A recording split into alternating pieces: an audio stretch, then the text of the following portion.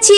চলে এসছে সকাল সকাল বেড়াতে। দাদিমা, আরে আমার নাতনি এসেছে। আরে আরে একই যাই দাদি নাতিকে নিয়ে আসছি। আমি তো জানতামই নাতি আসবে কিনা। আরে শুনে এসো এসো। আরে মা দাঁড়ান, আমিও আসছি।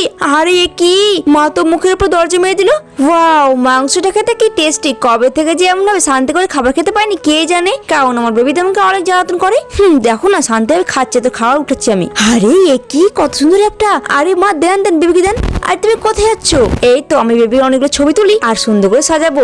আরে সুইটি, তুমি খাবার টেবিল থেকে উঠে কেন এলো আর বাচ্চা ছবি কেন তুলছো? আরে বেবি দেখো না, শাশুড়ি মামকে কত সুন্দর একটা অ্যাপ পাঠালো, ওটা দিয়ে আমি বেবি ছবি তুলছি আর সুন্দর সুন্দর করে সাজাচ্ছি বেবিকে। আর এই দেখো মাকে অ্যাপটা শিখিয়ে দিলাম। আরে বৌমা, সোনাকে আমাকে দাও, আমি সোনার ছবি তুলবো। ও আপনি সোনাকে নিবেন? আচ্ছা নেন নেন। বেবি চলো তাড়াতাড়ি পালাই। বেবি দেখলে তো আমাদের প্ল্যান সাকসেসফুল হয়ে গেল। মা ভাগ্যিস আমাকে এই অ্যাপটা পাঠিয়েছিল। আর তোমরা একটা করে লাইক করো সবাই।